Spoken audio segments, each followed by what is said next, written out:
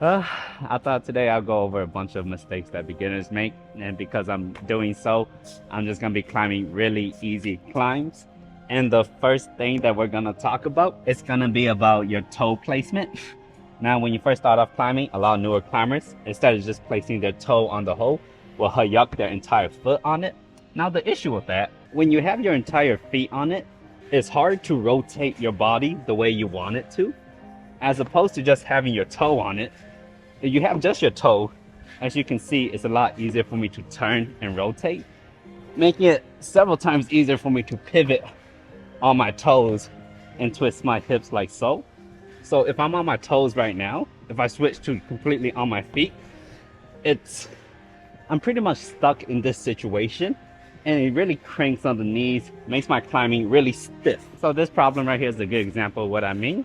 So because these footholds are kind of big, ideally, what you want to do is keep your toe on, and that way you could twist as you move upwards. But if you simply just place your feet on them here, and then place the side of, or the middle of your feet on it, you notice I can't twist my feet because now I've locked it in place. And if I kind of twist, I just fall off.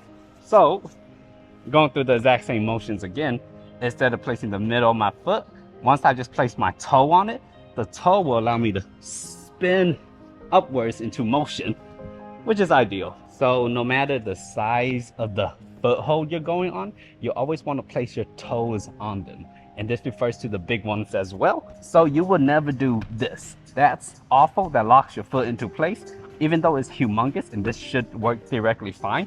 What you always want to do is just place your toe on it so that you still have the ability to pivot your feet and move. Just to punch this home, I'm gonna climb really with just the inside of my feet.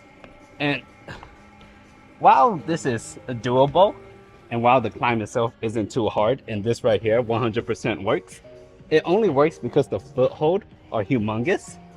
Now, if I go back to how I normally climb using just my toes, you can see that I'm actually much more comfortable. I'm actually able to actually push off my toes, as opposed to not being able to push off the mid of your feet because there's no way you can push. But on your toes, you have that little bit more bounce. Not to mention, if you climb on your toes, it's much easier to rotate on top of it, and it's easier to twist your knees inside your body to do moves. And I know I'm talking about this toe thing a lot, but that's only because it's a major issue in a lot of new climbers climbing. So always on your toe, never the mid of your feet.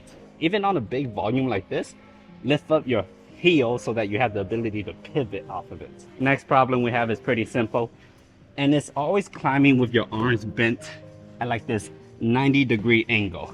And while I am a big fan of Tyrannosaurus Rex and dinosaurs, doing so and climbing like this is awful. What you want to do, my guy, is take your arms and straighten them.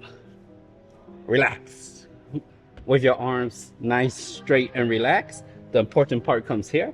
You're gonna start twisting your knees inside your body, and doing so will help elevate your body up, allowing you to reach higher. Notice how I'm just gonna keep my arms straight the whole time. And only thing I'm really doing here is I'm just gonna twist my body into the wall, grab, relax, twist. Keep in mind, I'm always on my toes. Being on my toes allows me to twist my body higher.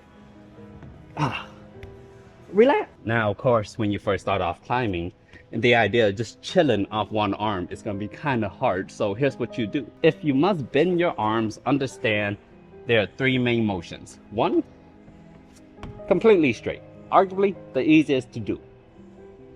All the way lock off, arguably the second easiest to do. And 90 degrees, which is the hardest one to do, and you should never really ever do this one. So if you're gonna move, you want to move in one motion, pull through. Don't pull and hold it here and then reach.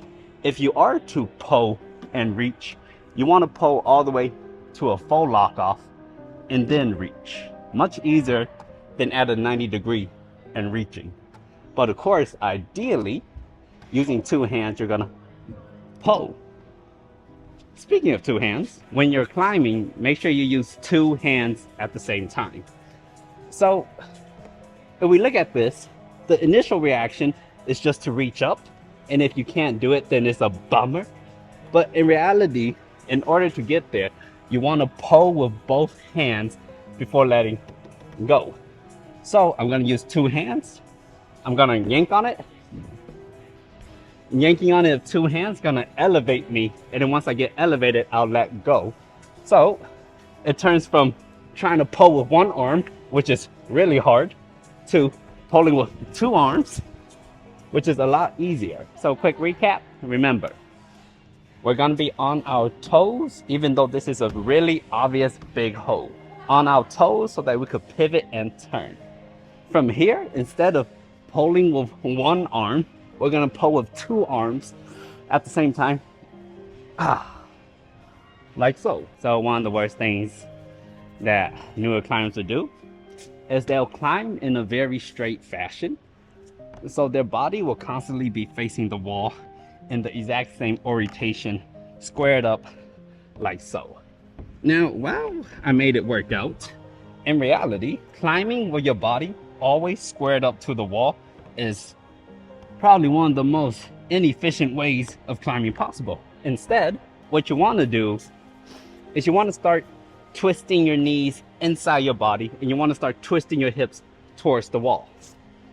In doing so, you're able to leverage your reach a lot easier, and just walking sideways upon a wall allows you to move more fluently. Notice how I'm just walking through, and that was much easier as opposed to being square. From the side view, I could just literally turn my hips, walk through. Oh, what's this? Turn my hips again, and just walk myself to freedom. Easy work. Take this purple climb, for example. If I try to do this with my hips square to the wall, oh, that's hard. But by simply utilizing a bit of a hip turn, oh, look at this. My hips are facing this way.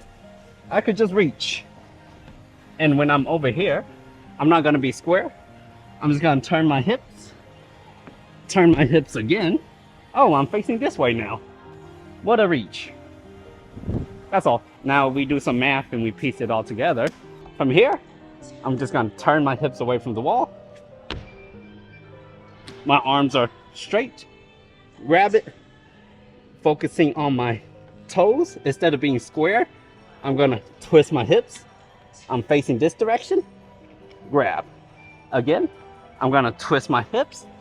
I'm gonna grab this. Utilizing my toe, not the middle of my foot. I'm gonna press. Oh, notice how my hips are facing upwards, not into the wall. Here. Oh. Easy work. Again, I'm always on my toes, never the middle of my foot. Here, using two arms to pull instead of one, I'm gonna hayuk for the top. Easy work. Now I know all that's a lot of information, so I'll just sum it up into one simple drill that you guys can try.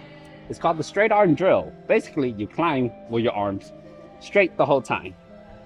And in doing so, you'll force your body to constantly have to twist up with the wall. You have to be on your toes. You have to be conscious of your body and apply pressure. And at the same time, you're learning how to relax because your arms are constantly straight.